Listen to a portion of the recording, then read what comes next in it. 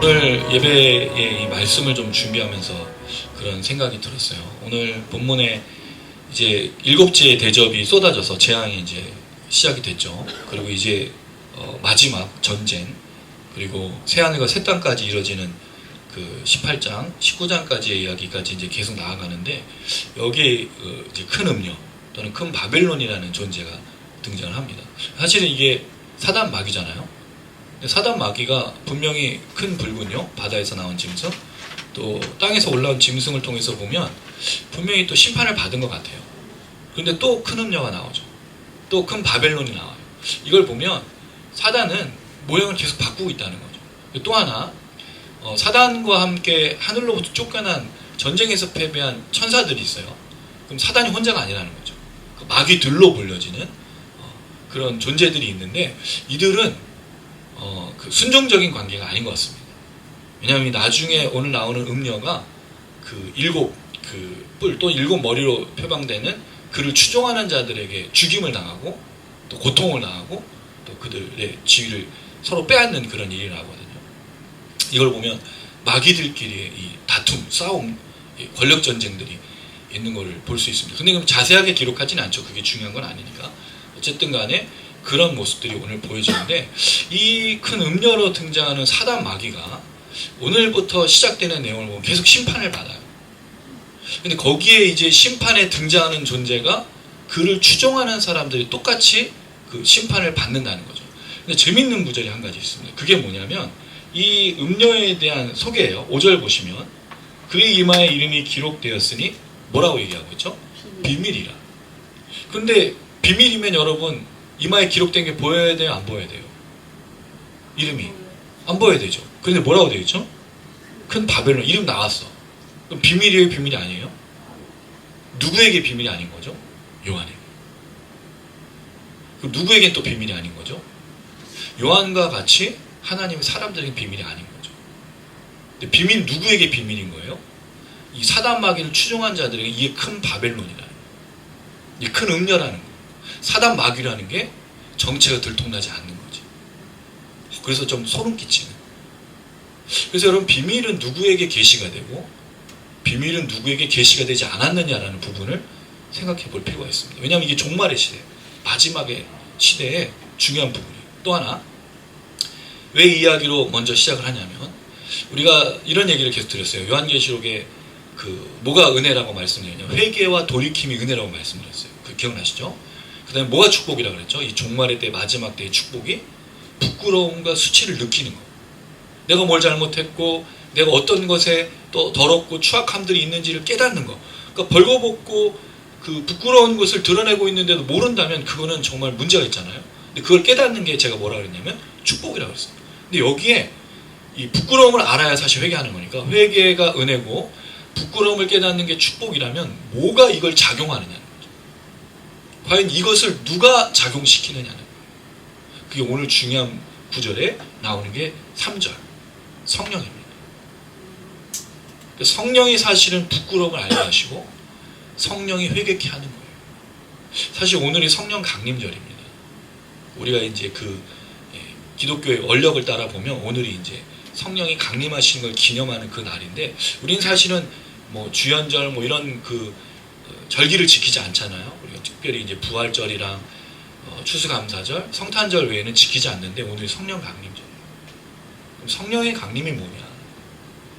성령의 강림을 통해서 뭘 누릴 수 있느냐?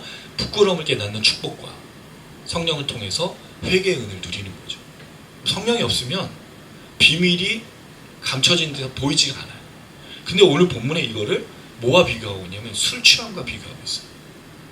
그래서 여러분, 참 이 본문을 사도 바울이 에베소서를 기록했을 때가 이 요한계시록 기록했을 때보다 더 앞선 시대니까, 요한이 사도 바울의 서신을 알았을까라는 이제 궁금한 점이 있는 거죠. 왜냐하면 우리가 알고 있는 성령의 술 취함과 성령 충만을 비교하는 게 에베소서에 나오잖아요.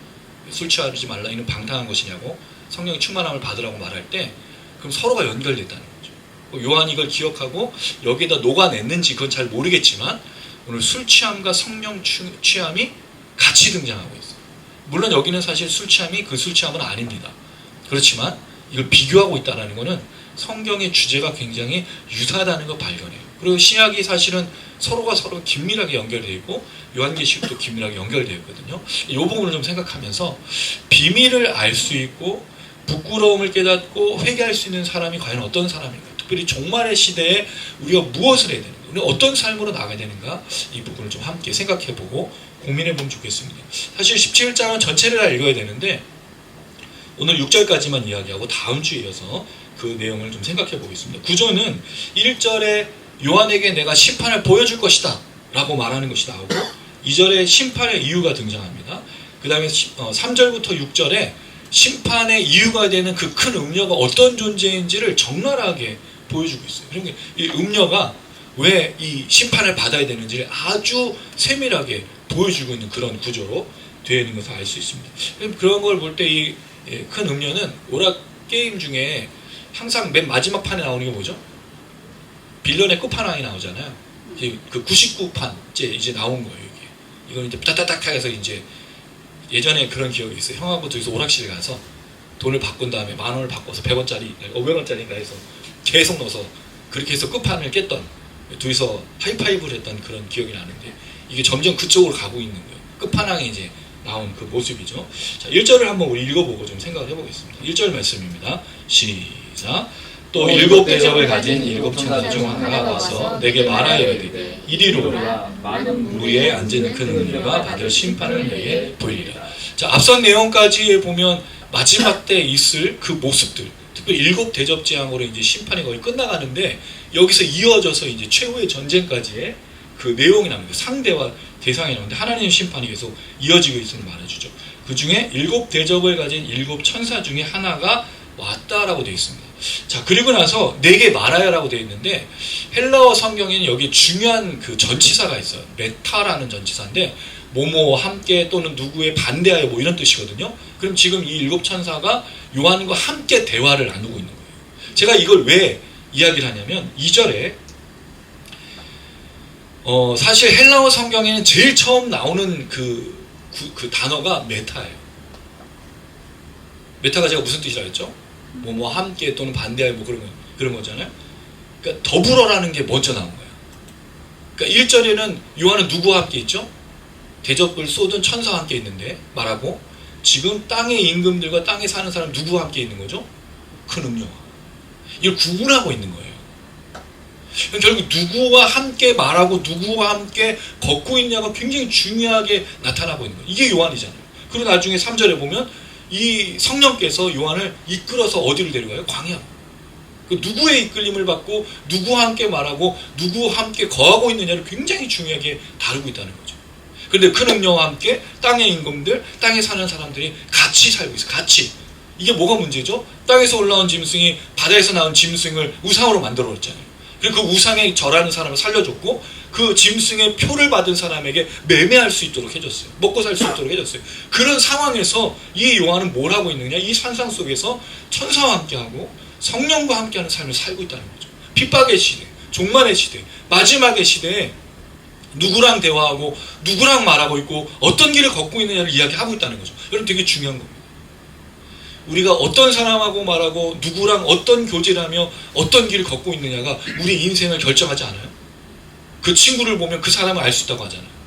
그 사람을 알려고 하면 주변에 누가 있는지를 봐야 된다고 하지 않습니까? 왜죠? 금묵자흑이에요. 검은 것은 검은 것끼리 보이는 거예요. 그래서 그 사람을 알려면 그 주변을 알아보라고 말하는 그 이유가 거기 있는 거죠. 오늘 근데 요한은 지금 천사와 함께 성령과 함께 특별히 어느 시대에? 종말의 시대, 마지막의 시대. 그럼 여러분은 지금 누구와 함께 거하고 누구와 함께 말하고 누구와 대화를 하며 어떤 것들이 오고 가고 있습니까? 내가 살아가는 인생에서 그 굉장히 중요한 거잖아요. 사실 여러분 이게 우리 인생의 전부이지 않습니까? 내가 한 주간 동안 뭘 했는지가 다 나오잖아요. 우린 또 요새 되게 무서워. 알고리즘이 있어요. 그래서 그게 내가 뭘 하나 보면 내가 하지 않았는데 그것만 계속 추천으로 뜨지 않습니까? 제가 요새 좀 덕질을 하고 있는데 뉴스만 보고 있어요. 제가 뉴스만. 그럼 그 뉴스만 보면 또 똑같은 뉴스가 계속 나오고 거기 관련된 게 나오지 않아요? 그게 사실 나를 지배하고 있는 거죠. 한 주간. 뭘 하고 있는지, 뭘 말하고 있는지. 그래서 우리가 이 마지막 때에 나를 점검하고 나를 돌아보려면 무슨 말을 하고 무슨 생각을 하고 누구와 어울리고 어떤 곳에 있는지를 점검하셔야 되는 거예요. 지난주에 제일 많이 있었던 거, 제일 많이 했던 거, 그게 뭐냐는 거죠. 그때 요한이 일곱 천사와 함께 이야기합니다. 더불어서 함께 말하고 있어요. 그때 천사가 이렇게 얘기해요. 이리로 오라라고 말합니다. 이리로라는 말은 사실은 감탄사예요. 듀오라고 하는 단어인데 이리로라는 사실 여기로 뭐 이런 뜻으로 보일 수 있는 감탄사인데, 근데 이게 성경, 신약 성경에서는 되게 많이 뭐로 등장하냐면 와라, 가라, 또 이런 명령사로, 그러니까 고전어, 이제 현대에는 존재하지 않는 고전 헬라어인데 이리로라는 뜻을 많이 갖고 있어요. 저는 이걸 보면서 좀 제일 많이 생각이 됐던 게 요한복음 11장 43절이에요. 요한복음 11장 43절 제가 읽어드릴게요. 나사로에 대한 얘기입니다. 나사로가 지금 죽어서 돌문 안에 있었잖아요. 그때 예수님 하신 말씀인데, 이 말씀을 하시고 큰 소리로 나사로야 나오라 부르시니, 나오라라는 뜻이 이리로랑 똑같은 단어예요. 근데 이게 무슨 생각이 들었냐면 군대가 생각이 났어요. 나사로 앞으로. 그러니까 군대 용어 이거, 자 누구 앞으로 이런 거 있잖아요, 군대에서. 그 느낌이 딱 드는 거예요. 그래서 나사로가 지금 어떻게 나오죠? 막 동여맹걸 가지고 지금 나오고 있는 그런 장면. 여기서 이제 이리로라는 거죠. 이 명령을 따라서 올라갔을 때 많은 물 위에 앉은 큰 음녀가 받을 심판을 보여줄 것이다라고 해요. 그러니까 요한이 이걸 기록한 목적이 있어요. 뭐가 심판받는다고요? 큰 음녀, 금바벨론, 사단 마귀는 반드시 심판받는다는 거죠. 악한 것은 반드시 심판받습니다. 여러분, 이게 누누이 얘기했던 거예요, 제가. 요한계시록에 가장 많이 등장하는 게 뭐죠? 심판이라는 단어. 이 단어가 크리노라는 단어는 동사고, 크리시스라는 단어는 여성형 명사고, 또 오늘 본문에 나오는 크리마거든요. 명사인데 중성이에요. 그러니까 다양한 단어를 써서 심판을 강조하는 게 요한계시록이에요. 요한계시록 심판의 이 책입니다. 특별히 뭘 심판하죠? 악, 추악함, 간음, 음란, 더러움, 우상 숭배, 이 짐승을 숭배하는 모든 것에서 반드시 심판하신다는 게 요한계시록의 특징이에요. 그러나 또한 심판과 함께 등장하는 게 뭐가 있죠?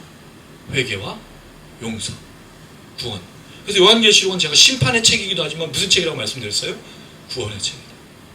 왜 이걸 얘기해요? 만약 심판하실 거라면 이렇게 구구절절히 얘기할 필요가 있어요? 무슨 이런 환상까지 다 보여줘요.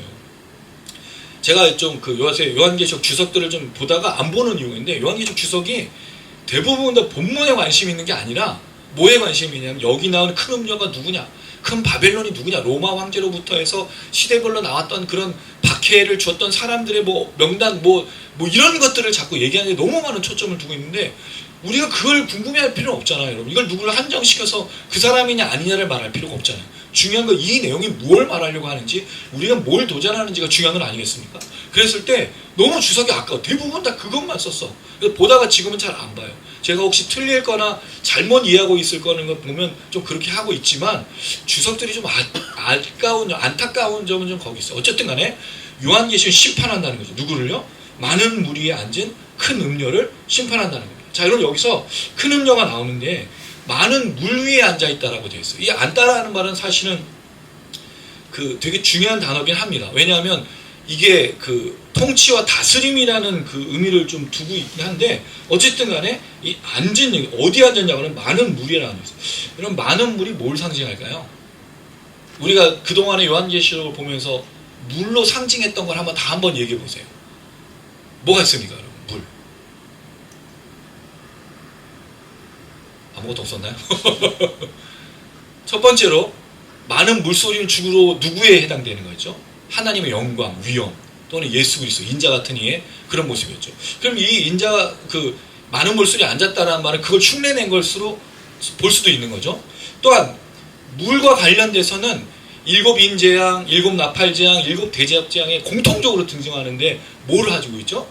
강과 물과 바다를 심판하셨어요. 왜냐하면 주로 강과 물과 바다는 악한 영이 나오는 무적행, 심연, 어비스라고 말하는 그 심연에서 올라오는 것으로 보기 때문에 거기를 심판하시는, 그런 많은 물이 앉았다는 말은 이 사람이 차지하고 있는 영역에 대해서 말하는 것으로 볼 수 있겠다는 거죠. 근데 여러분, 사실 이거를 17장에서 설명해줘요. 이게 많은 물이 뭔지를 우리가 궁금해할까 봐. 15절 한번 읽어보겠습니다. 17장 15절. 17장 15절 읽습니다. 시작. 또 천사가 내게 말하되 내가 본 바 음녀가 앉아 있는 물은 백성과 무리와 열국과 방언들이니라. 물이 뭐죠? 사람들이란 뜻이에요. 땅에 거하는 짐승의 우상에 경배하고 짐승의 표를 받은 사람들 그 위에 앉아있는, 그러니까 결국 많은 사람들 위에 앉아있는, 통치하고 다스리고 있는 이 큰 음녀를 심판할 것이다. 이게 무슨 얘기지? 끝이 다 왔다는 거예요. 이제 하나님이 사단을 여러분 드디어 누가 심판받아요? 사단이 심판받아요. 여러분 우리의 인생 중에서 제일 행복한 게 뭡니까? 물론 로또가 당첨돼서 좋은 집에 사는 것도. 근데 여러분 요새 좋은 집이라고 말하기가 어려워. 서울에서 집을 살려면 한 15억, 16억 살려면 15억, 한 16억 줘야 되지 않아요? 그것도 좋은 평수도 아니고. 여러분 그 돈을 저에게 주면 저는요 지방으로 갈 거예요. 지방 넓은 한 몇천 평 해가지고 거기다 말도 기르고 다 이런 거 해보고 싶어요. 누가 나한테 16억 안 주나? 15억 아무도 안 주겠죠. 중요한 건 사람들, 우리가 생각하는 제일 큰 기쁨과 축복과 행복이 뭐냐는 거예요. 사단 마귀가 사라지는 거예요. 사단 마귀가 멸망하는 거예요. 심판받는 거예요. 여러분 왜 우리가 이렇게 살게 됐죠?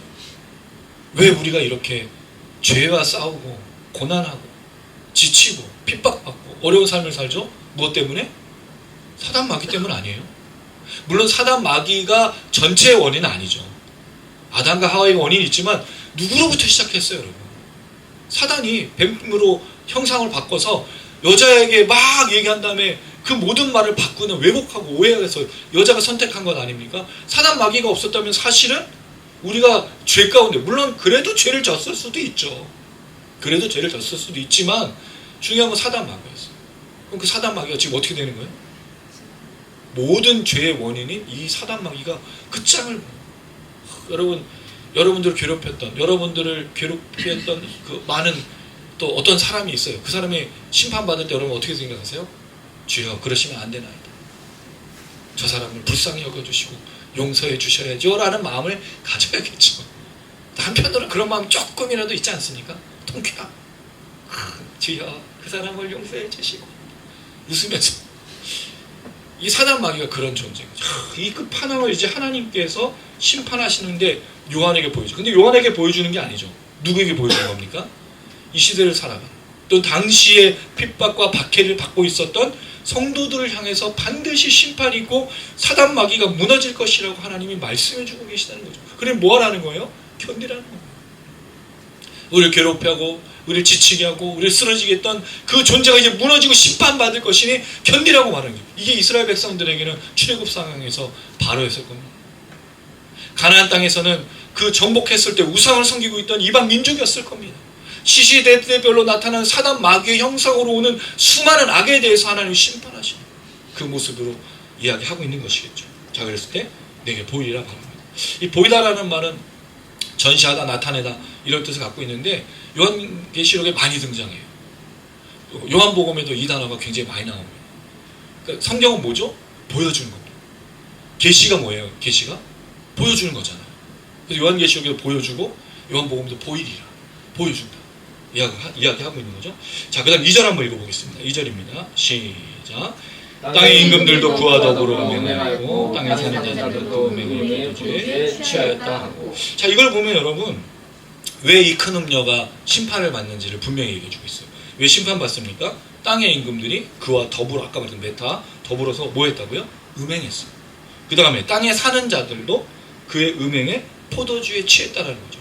결국 이 사람들이 지금 하고 있는 게 뭐예요? 취한 거예요. 그러니까 이게 취한 것, 술 취하다, 뭐 포도주에 취하다 이런 말이 항상 같이 나오는 단어가 음행입니다.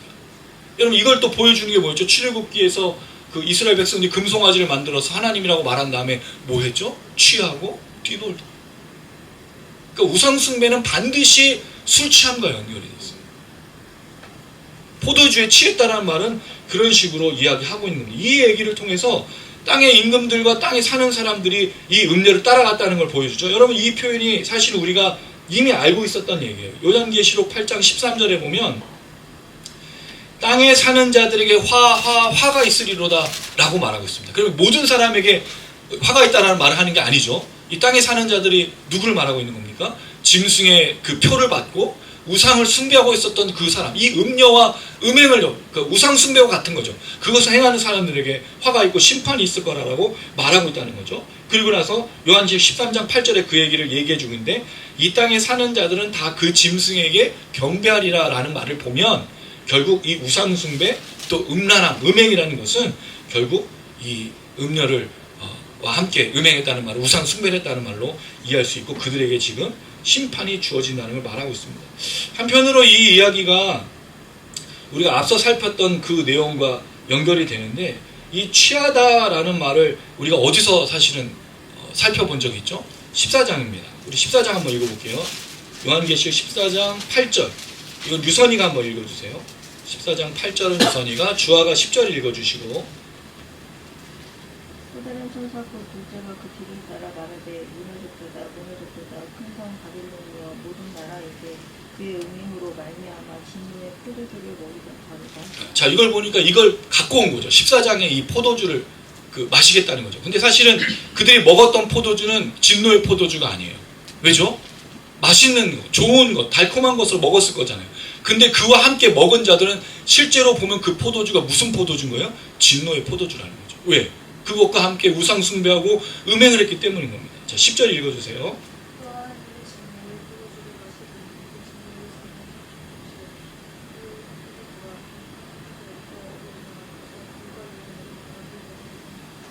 자, 이걸 보면 똑같은 얘기를 반복하고 있어요. 결국 그 진노의 포도주가 뭐와 뭐로 나타나죠? 불과 유황. 그러니까 이 얘기가 계속 반복돼요. 여기 나온 게 큰 바벨론이었잖아요. 이 음녀가 바벨론이니까 결국 짐승 또는 사단, 마귀하고 함께 어울리고 그에게 우상 숭배하며 그 짐승의 표를 받은 자들이 뭘 마시고 있었던 거다? 진노의 포도주를 마시고 있었던 거다 라고 말하고 있다는 거죠. 근데 여기에 이 단어가 있어요. 취하였다. 취하다는 게 뭐죠, 여러분? 술 취한 게 뭔지 아시잖아요, 그렇죠? 아무도 모르는 건가요? 우리 알잖아요. 영화도 보고 드라마도 보면 일단 토하고 정신이 없고 그 다음에 그 비틀거리고 하는 모습들을 아시죠? 그 얘기예요. 뭐가 없는 거죠? 정신이 없고 상식이 없고 양심이 없고 부끄러움이 없고. 이게 뭐예요? 앞서 나왔던 15장에 부끄러움과 수치를 모르는 상태가 술 취함. 이걸 얘기하고 있는 거죠. 문제는 진노의 포도주를 마시고 있는데 그 포도주를 마신 거를 전혀 모르고 있어요. 왜죠? 이 짐승의 우상이 지금 땅을 장악해서 이 짐승의 우상에 경배해야만 살 수 있습니다. 또 이 짐승의 표를 받아야만 뭐 할 수 있죠? 매매할 수 있습니다. 그러니까 그 포도주에 함께 취해서 먹고 마시고 살아가는데, 문제는 그 포도주에 취하다 보니 무슨 삶이 드러납니까? 부끄럽고 수치가 있고 벌거벗은 것이 드러남에도 불구하고 아무도 깨닫지 못하고 있는 그 상황, 그 얘기를 하고 있는 거죠. 이제 그것에 대해서 하나님이 심판하시겠다. 이 음행에 대해서 심판하시겠다. 이 더러움에 대해서 심판하시겠다라고 말합니다. 그런데 이 심판의 이유를 말한 다음에 나오는 이 구절을 한번 보세요. 3절 같이 읽습니다. 3절 시작. 곧 성령으로 나를 데리고 광야로 가니라. 내가 보니 여자가 붉은 빛 짐승을 탔는데 그 짐승의 몸에 하나님을 모독하는 이름들이 가득하고 7머리와 10뿔이 있으며. 자, 술 취한 사람, 진노와 음행을 한 사람들은 이렇게 막 그 짐승과 함께 큰 음료와 함께 그렇게 살아가는데, 요한에게는 무슨 역사가 나타나고 있죠? 성령으로 광야로 데리고 가신다고 얘기하잖아요. 술 취한 것과 포도주에 취한 것과 이 우상의 경배와 이 우상의 표를 받는 것과 뭐가 지금 대조가 되어 있죠? 성령. 여러분, 이 성령으로 인도하심, 여기 이제 데리고 가다라는 표현은 인도하다, 끌고 가다라는 의미인데, 이게 이런 때 쓰였어요. 마가복음 15장에는 1절에 예수님을 십자가로 끌고 갈 때 이 단어를 썼어요. 그러니까 끌고 가다는 말이 무슨 뜻이죠? 본인이 가고자 해서 가는 게 아니라 누군가가 데리고 가는 걸 말하는 거죠. 그 다음에 여기에 또 표현이 있는데, 누가복음 16장 22절 그 부자와 나사로, 거지 나사로의 이야기일 때 그 거지가 죽어 천사들에게 받들려 아브라함의 품에 들어가, 사실 들어간 게 아니죠. 데려감을 받은 거죠. 그럴 때 이 단어를 쓰는 거예요. 누군가, 그러니까 지금 요한은 자기가 가고 싶은 게 아니라 요한이 성령의 이끌림을 받아서, 인도하심을 받아서 가는 거죠. 지금 어떤 상황인데 큰 음녀와 땅의 임금들, 땅에 사는 사람들은 음행의 포도주에 진노의 포도주에 맞고 막 흥청망청하고 정신없이 부끄럽게 벌거벗게 살아가고 있는데 요한은 성령으로 이끌림을 받아 가고 있다는 거죠. 이게 중요한 거예요. 이게 술 취한 세대, 진노의 포도주, 음행과 우상 숭배와 짐승의 표를 받는 이 마지막 때에 어떤 역사들이 있어야 되느냐? 성령의 이끌림을 받는 역사가 있어야 된다. 분명히 얘기하는 거예요. 이게 하나님의 사람들의 특징인 거예요. 나를 누가 이끌어가느냐는 거죠. 내가 가고자 하는 것에 성령이 따라오는 게 아닙니다. 성령이 나를 이끄는 거예요. 할렐루야. 성령이 나를 인도하는 거예요. 근데 어디로 데려가요? 광야로 가요. 이게 뭐지? 어디로 데려가야 돼요 원래는? 하나님 성전? 뭐 하나님 보좌로 데려가야 되는 거 아니에요? 근데 여기서 지금 광야로 데려가요. 그럼 왜 광야로 데려갈까요? 요한계시록의 광야가 우리가 있는 광야가 아니라고 말씀드렸어요. 12장 6절을 우리 미나 한번 읽어주시고 12장 14절은 하모님 한번 읽어주세요. 12장 6절은 미나가 12장 14절은 하모님이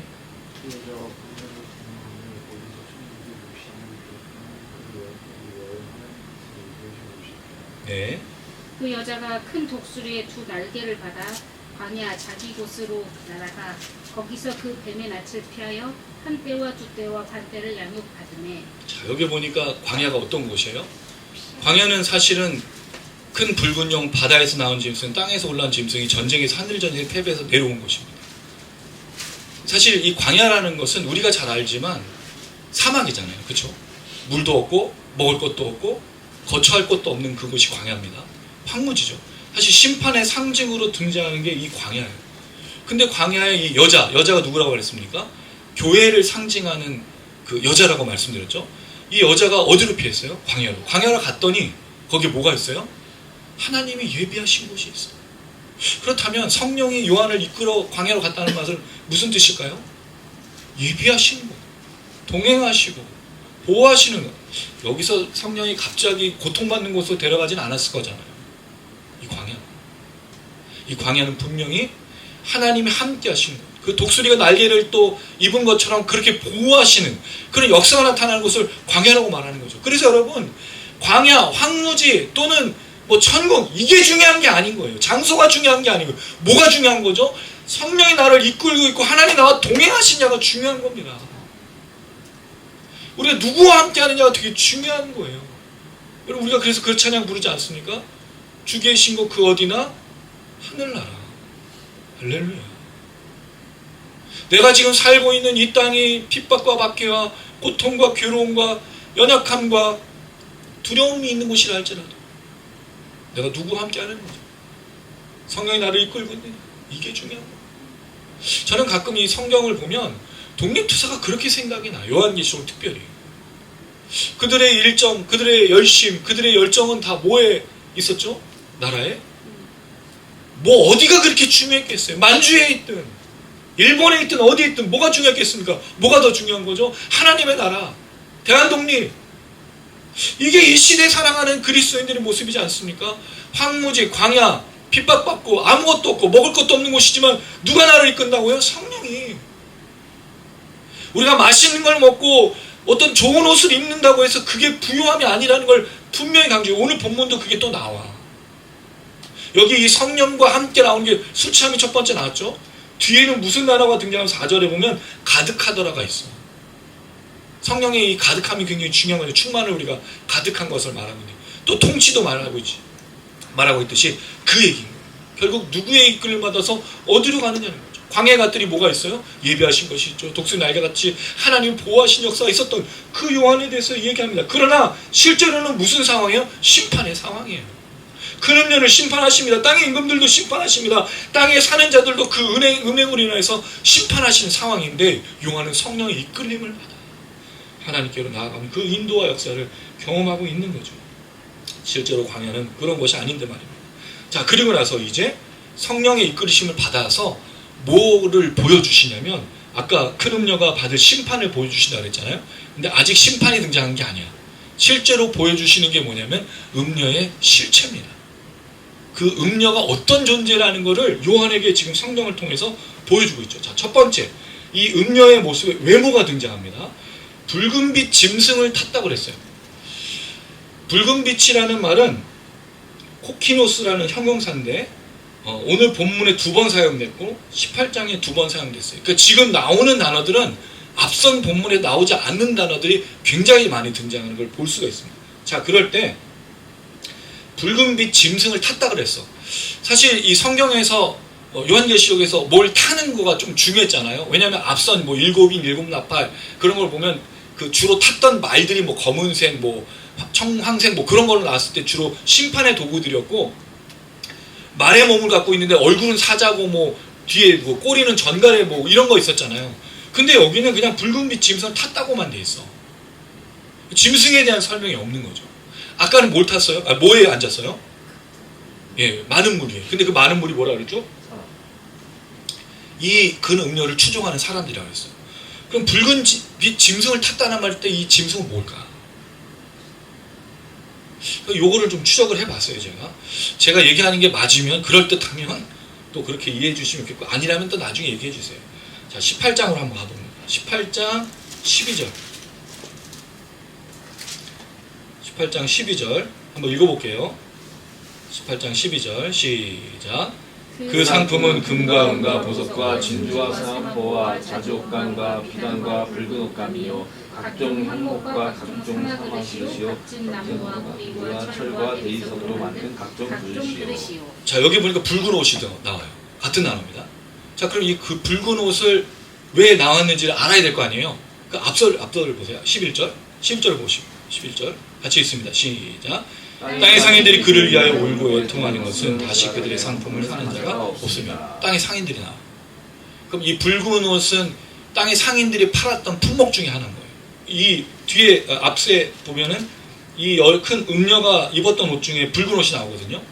이게 같은 지금 색깔로 되어 있는 것인데, 이 땅의 상인들이 큰 음녀가 팔아줬기 때문에 지금 이 옷을 만들어서 얘기했다고 되어 있어요. 자, 10절에 보니까 고통을 무서워했어요. 왜냐하면 큰 바벨론 큰 음녀가 무너졌기 때문에. 자, 9절 한번 같이 읽어보겠습니다. 18장 9절입니다. 시작. 그와 함께 음행하고 사치하던 땅의 왕들이 그가 불탄 연기를 보고 위하여 울고 가슴 치며. 자, 사치하던 땅의 왕들이 나와요. 자, 그 다음에 15절 15절 같이 읽습니다. 시작. 바벨론으로 말미암아 치부한 이 상품의 상인들이 그의 고통을 무서워하여 멀리서 울고 애통하여. 자, 상인들이 그 붉은 옷을 팔았죠. 누구에게? 큰 음녀에게. 자, 그랬을 때 이 상인들이 뭘 해서 부를 축적해? 치부라는 말이 뭐죠? 부를 축적하다는 뜻이잖아요. 옷을 팔아서. 누구에게? 음녀에게. 바벨론에게. 이 얘기인 거예요. 여러분, 누가 매매할 수 있었어요? 짐승의 표를 가진 자. 이 사람들이. 누가 부를 축적했어요? 땅의 임금, 음행한 자. 그럼 결국 여기 붉은빛 짐승은 누굴까? 앞에 말한 많은 물소리와 같은 존재들인 거죠. 근데 이들이 지금 이 여자가 밟고 타고 통치하고 다스리고 있는 것을 계속 얘기하고 강조하고 있는. 그리고 18장까지 이게 연결이 돼요. 결국 그들은 큰 음녀를 따랐기 때문에 같이 뭐를 받는다는 얘기예요? 심판받는다는 얘기지. 짐승의 표를 받아서 매매하고 부를 축적한 자들. 짐승과 음행을 하고 이 큰 음녀와 음행을 해서 부를 축적한 왕 임금들도 다 심판받을 것을 얘기하고 경고하는 거죠. 자, 그랬을 때 짐승의 몸에 하나님 모독하는 이름들이 가득하고, 이게 참 놀라운 거예요. 짐승의 몸에 하나님을 모독하는 이름이 가득하다는 건 666을 설명을 드렸을 때 말했어요. 여러분, 짐승의 숫자가 666인데 나중에 그 짐승의 666이라는 이름이 그를 숭배하는 자들의 이름으로 바뀌었다 그랬죠. 이게 재밌는 거예요. 내가 예배하는 것이 내가 그렇게 되는 거예요. 이단을, 사이비를, 교주를 따라가고 그를 숭앙했던 사람이 누구처럼 변해요? 그 이단과 사이비 교주처럼 변하죠. 신천지를 믿는 사람들은 이만희처럼 되는 거예요. 이건 여러분 100이면 100이에요. 자, 그럼 질문을 드립니다. 예수를 예배하고 예수를 믿으면 누굴 닮아가야 돼요? 예수를 닮아가야죠. 우리가 예배하는 것으로 바뀌는 거예요. 내가 경배하고 내가 찬양하고 내가 관계를 맺고 내가 순종하는 것을 따라가게 돼 있어요. 이게 그거예요. 많은 물소리, 붉은 짐승, 그 이름, 666이 박혀있는 몸에 결국 왜 모독해요? 이 짐승이 모독했으니까, 비방했으니까 하나님을 향해, 천국에 있는 성도들을 향해서 도전하고 모욕하고 조롱하고 닮아가는 겁니다. 여러분 이걸 제가 정치적인 현상에서 봐요. 어떤 정치를 하는 사람들인지 똑같은 모습을 하고 있어요. 그 정치를 따르는 사람들의 모습이 그대로 나타나. 모독과 비방하는 사람은 모독과 비방만 하는 거예요. 근데 중요한 건 그게 아니라 정말 내가 예수를 믿고 있다면, 예수를 예배하고 예수께 경배하고 있다면 내가 예수를 닮아가고 있냐는 거죠. 아주 중요한 얘기를 하고 있는 거예요. 자, 그리고 나서 7머리와 10뿔, 이건 좀 넘어가겠습니다.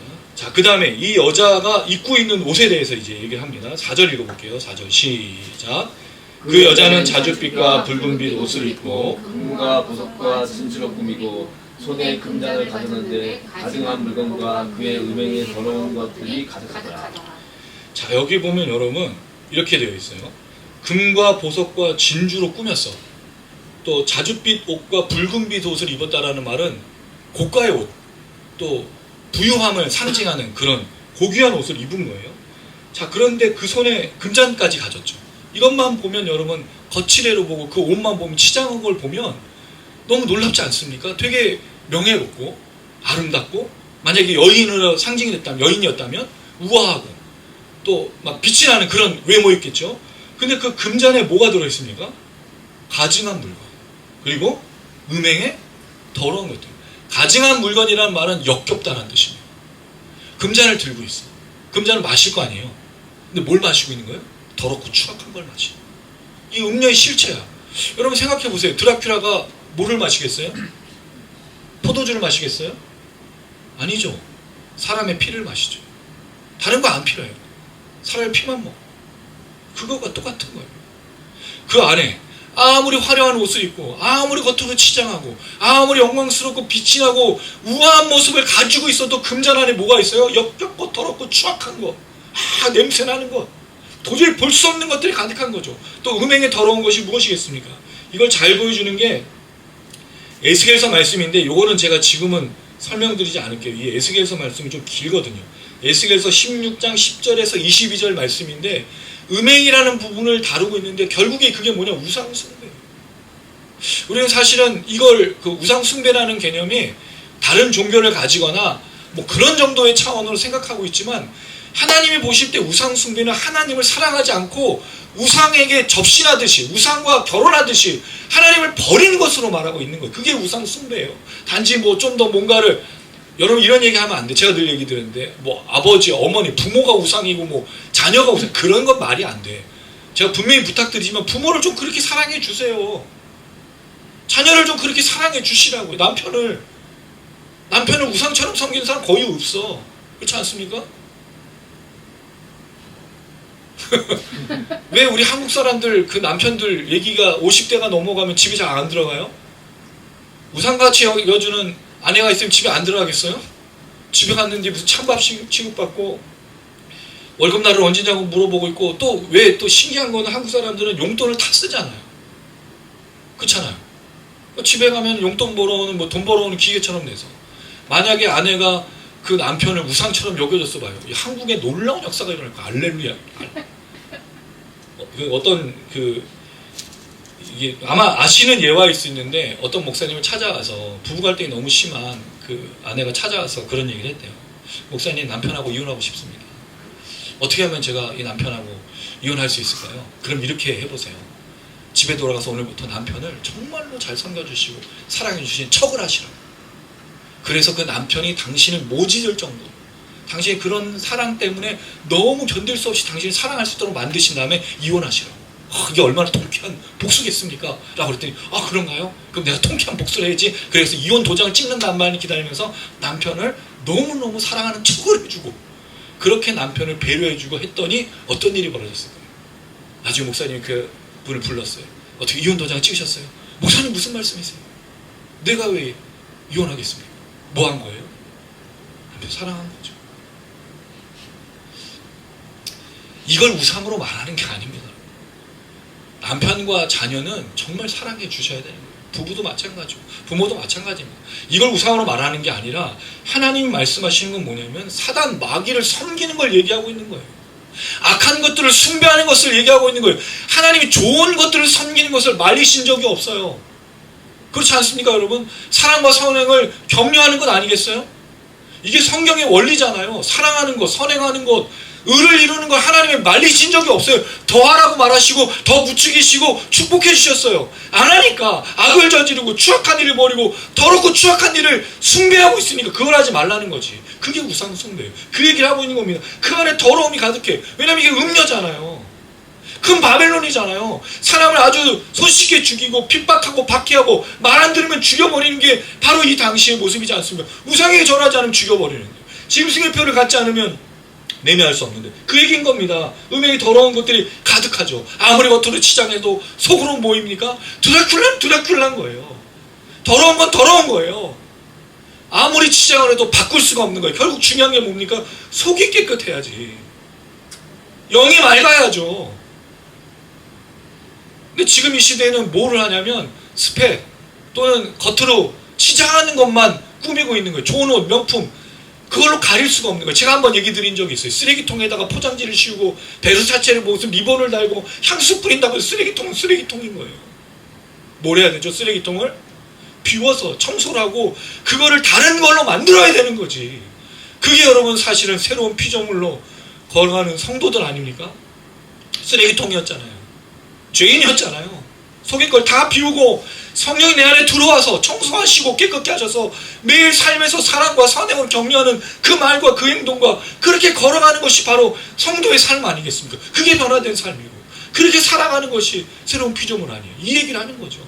지금 이 음료는 그렇지 않으니까 겉으로는 치장하고 더 겉으로 치장하는 거죠. 그래서 여러분 제가 부탁드리지만 여러분의 삶을 위해서 물론 옷을 사고 뭐 하는 건 나쁜 거 아니에요. 근데 더 중요한 건 우리를 가꾸는 겁니다.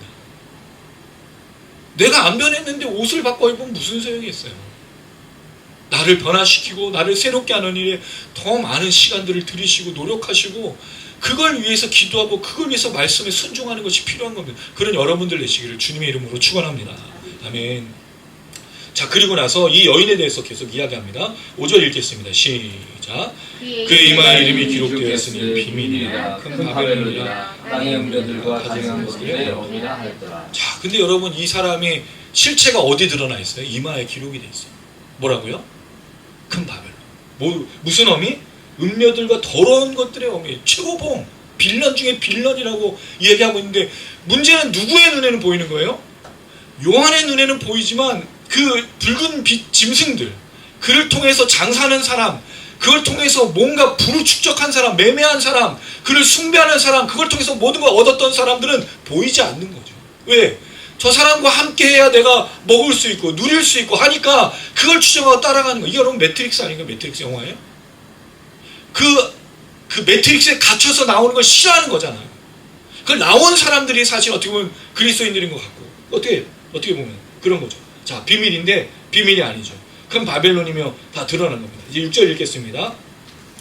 6절 말씀 시작.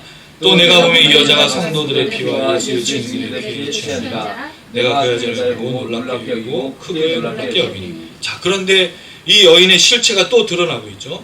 왜 이 여인이 큰 바벨론이며 땅의 음녀들과 가증한 것들의 어미라라고 말하고 있냐면 그 잔에 가득한 더럽고 가증하고 역겨운 것이 무엇인지 실체를 보여주고 있습니다. 그게 뭡니까 여러분? 성도들의 피였어요. 예수의 증인들의 피였어요. 여러분 요한계시록에 등장하는 7개 교회 그리고 우리가 살폈던 여자 또 2 증인 그리고 순교당했던 성도들 그리고 이 땅에 거하는 짐승과 싸웠던 수많은 인내하고 핍박받았던 사람들의 피를 마셨다는 거죠. 그래서 여러분 이 바벨론이 심판받는 것에 대해서 15장에 하나님이 의로우시다. 왜? 그들이 진노의 피를 마셨기 때문에 하나님이 진노의 포도주를 그들에게 주는 것이 합당하다, 의롭다라고 말하는 것. 그것을 얘기하고 있는 거예요. 결국 이 음녀가 왜, 이 바벨론이 왜 심판받고 왜 그런 모습을 가져야 되느냐? 성도들이 피를 흘렸기 때문입니다. 성도들의 피를 마셨기 때문입니다. 예수의 증인들의 피에 취하였기 때문입니다. 여러분 여기 다시 또 취하다가 나와. 앞에 있는 포도주에 취하였다는 말하고 또 틀린 단어예요. 요한의 특징이 뭐냐면 요한은 같은 단어를 잘 사용하지 않습니다. 요한은 여러 단어를 사용해서 내용을 좀 강조하는 편이에요. 그래서 지금도 다른 단어를 썼어. 근데 중요한 건 이거예요. 이 음료가 뭐 하고 있죠? 취했어. 포도주에 취해서 중독이 된 거죠. 근데 무슨 피에 중독이 됐습니까? 성도들과 이 하나님 예수의 증인으로 살아가는 사람들의 그 피에 중독된 거예요. 다른 피는 마시지 않아. 하나님을 따르고 짐승의 표를 받지 않고 우상에게 절하지 않는 사람들의 피만 요구하고 그것만 마시는 사람이 되어버린 거죠. 그런 음료, 그런 바벨론을 이야기하고 있는 거죠. 그랬더니 요한이 그것을 보면서 이렇게 말하는 거죠. 내가 그 여자를 보고 여기서 봤죠. 근데 그냥 본 게 아니에요. 실체로 본 거죠. 그가 겉으로 치장한 금치장하고 보석과 진주로 감추고 또 자줏빛과 붉은빛 옷을 입고 있는 그걸 본 게 아니라 그 술잔에 담겨진 걸 본 거죠. 거기에 성도들의 피해, 성도들의 억울함, 그 울음, 성도들의 그 간절한 호소를 그가 듣고 보고 있는 거죠. 그랬더니 놀랍게 여기고 크게 놀랍게 여겼다고 말합니다. 보고 또 본 거예요. 어떻게 이런 일이 있을 수 있을까? 그 실체를 보고 어떻게 저런 모습이 있을 수 있을까? 어떻게 저런 삶을 살 수 있을까라고 계속하여 보고 있는 거죠. 여러분, 이게 어떻게 가능한 일이겠습니까? 과연 이렇게 보고 또 보는 일이 가능할 수 있겠냐라는 거예요.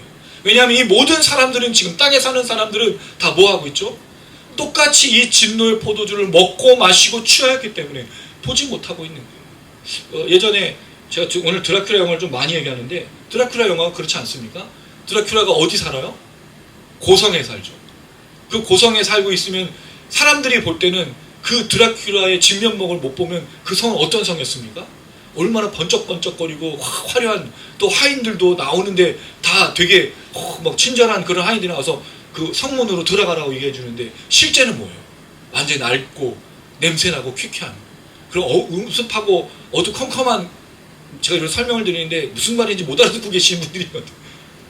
드라큘라 영화를 한번 보시면 여러분은 맨날 말씀과에 대해서 전무하셔서 영화를 안 보시기 때문에 그런데 보시면 그런 내용이 나와요. 진면목을 못 보는 거죠. 그러다가 나중에 그 실체를 아는 사람이 저 사람은 드라큘라고 뭐 얘기했는데 사람이 다 무시하죠. 마치 좀 요한이 그런 것 같아요. 그리고 이 시대의 그리스도인들이 좀 그런 것 같습니다. 우리는 좀 억울한 면이 있어요. 우리는 좀 외로운 면이 있어요. 왜? 우리는 진리를 담나서 살아가기 때문입니다. 사람들이 잘 듣지 않죠. 사단의 정체, 음료의 정체, 바벨론의 정체에 대해서 말하면 사람들은 별로 좋아하지 않아요. 왜? 내가 여기서 부를 얻고 내가 여기서 평안하게 살고 내가 여기서 행복하게 사는 걸 당신은 싫어하십니까? 라고 물어보기도 하기 때문이죠. 그래서 우리가 그게 아닙니다. 종말의 시대, 마지막의 시대, 천국을 향해 하나님의 나라를 향해서 가려면 우리가 이런 것들을 보고 추구하지 말아야 됩니다고 말하는 거 싫어하는 거죠. 이런 것들에 대해서 이야기하는 걸 별로 좋아하지 않는다는 거죠. 만약에 여러분 우리가 예배드린 목적이 여기 이 땅에 사는 삶을 위해서 더 나은 삶, 더 편안한 삶, 더 부유한 삶을 사는 거라면 본질을 잘못 찾아온 거예요. 우리 교회가 추구하고 내가 복음을 정언하고 제가 이 연구한 것을 보면 그런 삶은 없어요. 솔직히 말씀드려서. 물론 하나님이 축복 안 하신다는 게 아닙니다. 우리가 열심히 일해서 축복을 받고 그런 걸 누리는 거는 있을 수가 있는 거예요. 자연스럽게. 그러나 그게 우리의 목적은 아니라는 거죠. 여러분 우리가 여기서 30억, 100억, 1000억짜리 집을 사는 게 목적이 아니지 않습니까? 그건 우리가 음료에게 취하는 거예요. 우리의 방향을 잃어버리고 우리가 그 진노의 포도주를 같이 마시고 있는 거예요. 우리 진짜 목적이 뭐죠? 그렇게 사람들이 속고 있는 그 음료에게 속고 있는 사람들에게 짐승의 표 받으면 안 돼. 저 우상에게 절하면 안 돼. 우리 지금 심판의 때, 종말의 때 오직 예수를 따라 살아가는 구원의 삶을 위해서 가야 돼. 때로 우리가 광야를 걸을 수 있어. 때로 우리가 이 삶에서 만족 못할 수 있어. 때로 우리가 어렵고 힘들 수 있어. 그렇지만 동행하시고 이끌어주신 성령께서 우리와 함께 하셔. 이게 우리의 삶이어야 되는 것이 아니라는 거죠. 가난을 추구하라고 말씀드리는 게 아닙니다. 제가 말씀드리고 싶은 건 검소한 삶을 살으라고 말씀드리는 게 아니에요. 그거는 별로 중요한 문제가 아니에요. 사실은 진짜 중요한 문제가 뭐냐, 사랑과 선행을 격려하는 삶을 사시라고요. 부하십니까? 그렇다면 그 부유함으로 더 많은 사랑과 선행을 베푸시면 돼요. 가난하십니까? 그럼 내가 할 수 있는 목에서 최선을 다해 사랑과 선행을 베푸시면 돼요. 이게 중요한 거라 말씀드리는 거죠. 가난해야 된다, 부유한 것이 잘못된 거라 말씀드리는 게 아니에요. 뭘 추구하고 뭐로 채우고 뭐로 향해 나갈 것인가를 말씀드리는 겁니다. 그때 이 모든 것들을 깨닫게 하시는 분이 누구냐는 거죠. 이제 말씀을 맺습니다.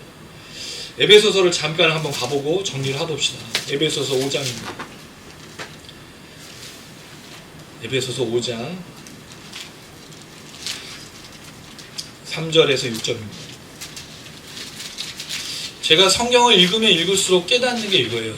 성경은 분명히 연결이 되어 있다. 그리고 서로 같은 내용들을 공유하고 있다는 걸 너무 잘 발견합니다. 에베소서 5장 3절에서 6절 말씀입니다. 네, 우리 같은 목소리로 한번 읽어봅시다. 5장 3절에서 6절 시작. 음행과 암과 더러운 것과 탐욕은 너희 중에서 이를 쫓아들이지 말라. 이는 성도에게 마땅한 말이라. 누추함과 어리석은 말이나 희롱의 말이 마땅치 아니하니 오히려 감사하는 말을 하라. 너희도 전혀 이것을 알거나 음행하는 자나 더러운 자나 탐하는 자 우상 숭배하는 자 그리스도와 하나님의 나라에서 기업을 얻지 못하니 누구든지 헛된 말로 너희를 속이지 못하게 하라. 이로 말미암아 하나님의 진노가 순을 너희에게 임하리니. 이게 술 취한 자, 큰 음녀 바벨론에 함께 진노의 포도주를 마신 자들의 특징이에요. 기억하세요, 여러분.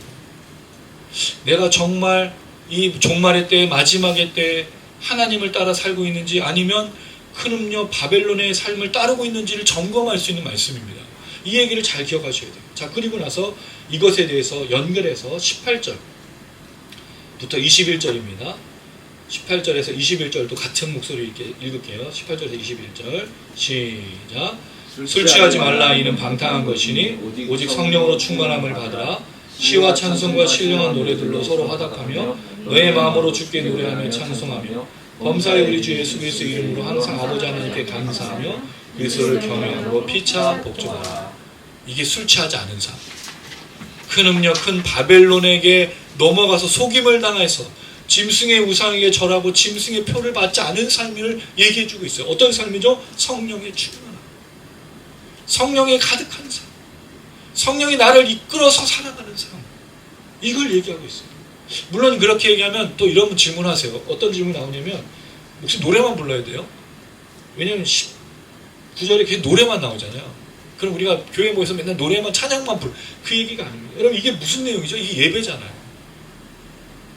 그리고 이 예배의 삶의 중요한 핵심이 뭐죠? 감사거든요. 그럼 내가 매일의 삶에서 성령 충만할 때 나타나는 게 뭐죠? 감사입니다. 그 사도 바울이 얘기하는 것 중에 감사가 뭐로 이어지죠? 자족하는 거예요. 만족하는 거예요. 여러분 만족이라는 건 이 시대에 없는 거예요. 이 시대는 만족이 없습니다. 그러니까 여러분 사람들이 되게 이상한 거. 저도 이걸 공감하는 건데 돈을 벌어서 뭐를 하냐면 자기의 그 삶을 유지하기 위해서 돈을 벌잖아요. 근데 그렇게 벌어서 나중에 뭘 하죠? 그렇게 벌다가 지친 몸을 추스리고 고치는 데 돈을 쓰는 거예요. 그럼 평생 뭐 하죠? 한 번도 마음 편하게 뭔가를 쓰지 못하고 그렇게 살아가는 거예요. 이게 이상한 삶이잖아요. 이게 이 시대의 삶이지 않습니까? 근데 뭐 하라고요? 감사해요, 감사. 오늘도 감사, 내일도 감사, 뭘 주셔서 감사. 왜? 성령이 나를 광야로 이끄시는데 하나님의 예배하심이 있으니까. 하나님의 동행하심이 있으니까. 거기 갔더니 그렇게 예배하고 하나님을 바라보는 사람들이 있으니까 이걸 나누고 이걸 이야기할 때 얼마나 큰 은혜와 축복이 있는 겁니까? 또 하나 21절 그리스도를 경외함으로 피차 복종하라. 여러분 이게 되게 중요한 게 이게 뭐죠? 이게 주기도문이잖아요. 하나님께 찬양, 이웃에게는 사랑. 똑같은 내용이에요. 이게 사도 바울식의 표현인 거예요. 그럼 성령 충만한 사람은 뭘 하죠? 예배하고 사랑하는 거예요. 이게 이 마지막 때에 술 취하지 않는 것, 이 진노의 포도주를 마시지 않는 것, 이 큰 음료와 바벨론을 따라가지 않는 것, 그것에 함께 취해서 먹지 않는 삶이라고 분명히 얘기해요. 그게 성령 충만한 거예요. 성령이 나를 이끄는 거죠. 실체를 보게 하는 거. 그래서 여러분 너무 놀라운 건 예배하는 자, 사랑하는 자는 이게 다 보이는 거예요. 예배하고 하나님을 높이는 자, 그리고 서로 사랑하며 격려하는 자에겐 이 모든 것들이 다 보이는 거죠. 여러분 그렇지 않겠습니까? 내가 하나님을 예배하고 내가 하나님을 높이는데 이 음료와 이 우상과 이 더럽고 추악한 것들이 안 보이겠어요? 당연히 보이죠. 저게 거짓말하고 저게 불의를 저지르고 저게 공의롭지 않은 게 안 보이겠습니까? 여러분 하나님 예배하는데. 두 번째로 내가 이웃을 사랑하는 말을 내 몸처럼 사랑하는 말을 그 주님께서 하신 대로 그대로 살아가는데 여러분 그 사람 속에 어떤 역사가 나타나겠냐. 내가 사랑의 마음이 가득한데, 내가 받은 그 은혜가 가득한데, 내가 받은 그 사랑이 너무 가득한데 그걸 나눠주고 전해주고 말해주고 그렇게 흘려보낼 때 어떤 삶이겠냐고요. 성령 충만하고 기쁘고 감사하고 즐겁고 은혜롭고, 이 마지막 때에 종말의 때 심판 때를 살아가는데 핍박과 환난과 고난이 아니라 광야 가운데 있지만 동행하시는 그 은혜로 말면 더 풍성한 은혜를 누리고 더 풍성한 축복을 누리고, 그렇게 하나님의 임재 가운데 살아가는 삶이 아니겠습니까? 그래 사랑하는 그 나누고 흘려보내는. 그래서 이제 우리의 입술에서 불만족, 증오, 원한, 모독, 특히 모욕, 비방 이런 것들은 사라지고 오직 하나님을 향한 찬양과 예배, 감사, 그리고 또 뭐요? 사랑과 선행들, 나눔이, 서로 돌아보기. 이게 이 마지막 때의 교회입니다. 한국교회가 너무 많은 걸 놓쳤어요. 진정한 예배도 사라졌어요. 제가 요새 좀 부르고 있는 찬양이 멈춰서서라는 찬양이에요. 근데 그걸 좀 우리 교회에서 좀 부르기 어려운 게, 중간에 조를 변조를 하는데 기타로 하긴 좀 어려워요. 그래서 인도자들이 어떻게 하냐 봤더니 신디가 쳐주는 동안에 본인들이 키를 바꾸더라고요. 근데 지금 이제 반주자님이 좀 우리 혜빈 집사님 못 나오고 계시니까 이거 하려면 반주가 꼭 있어야 되거든요. 그래서 어쩔 수가 없는데 그 가사 중에 욕망으로 드리는 예배가 멈춰지기를 바라는 가사가 있어요. 우리 예배가 욕망을 위해서 드린 예배가 아닙니다.